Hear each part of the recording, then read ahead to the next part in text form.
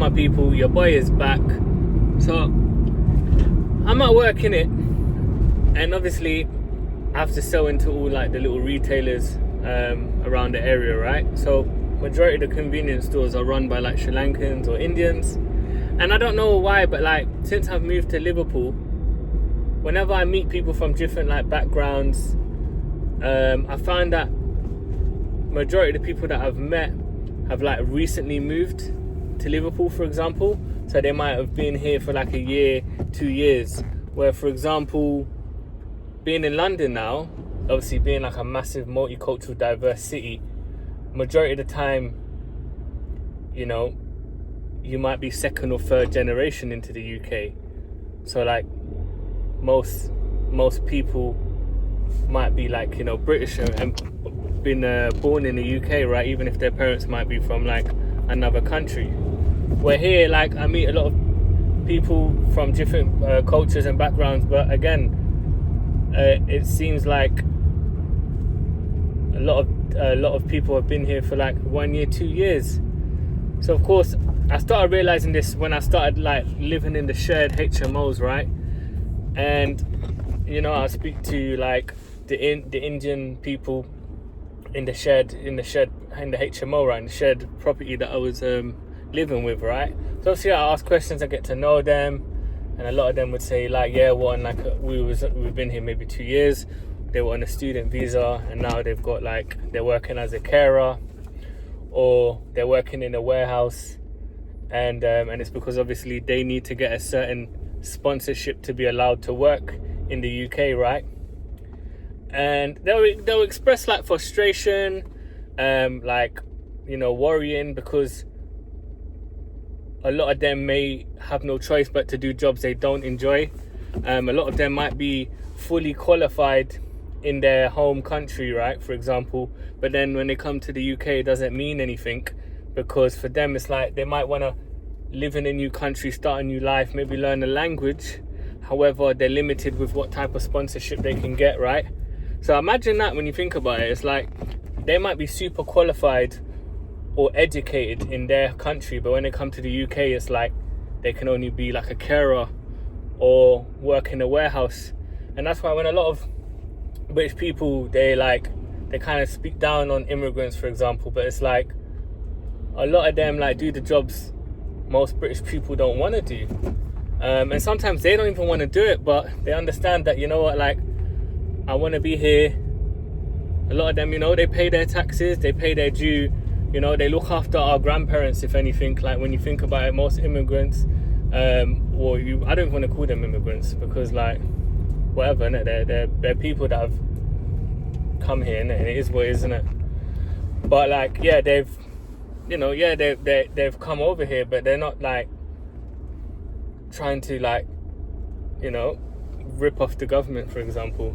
Of course, there's loads of people that, some people may be into that.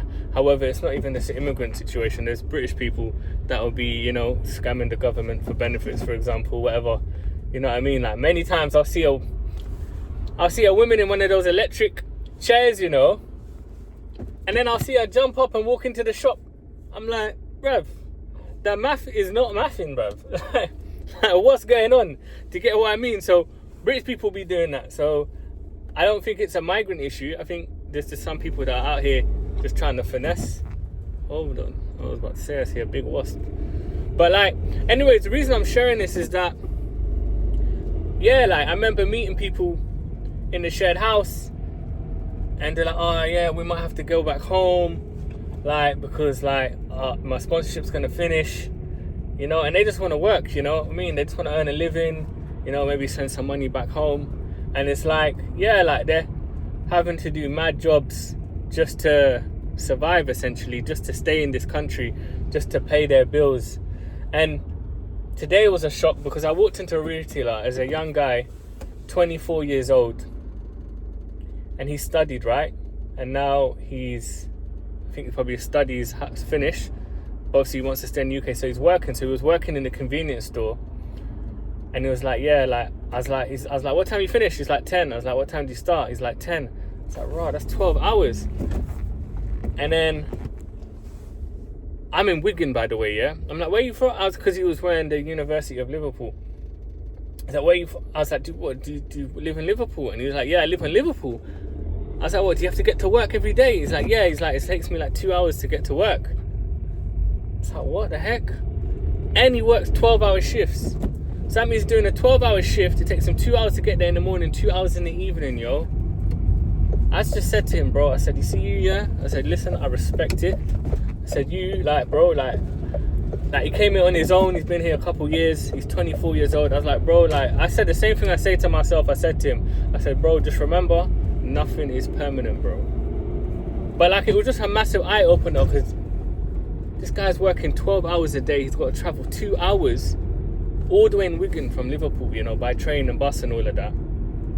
And we're out here complaining about maybe not having the job we want, do you know what I mean? Or might not get paid enough.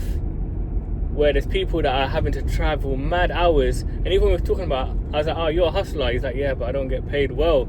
I was like, rah, like, do you know what I mean? Like, I can imagine, you know, these convenience store retailers, they're probably taking the piss.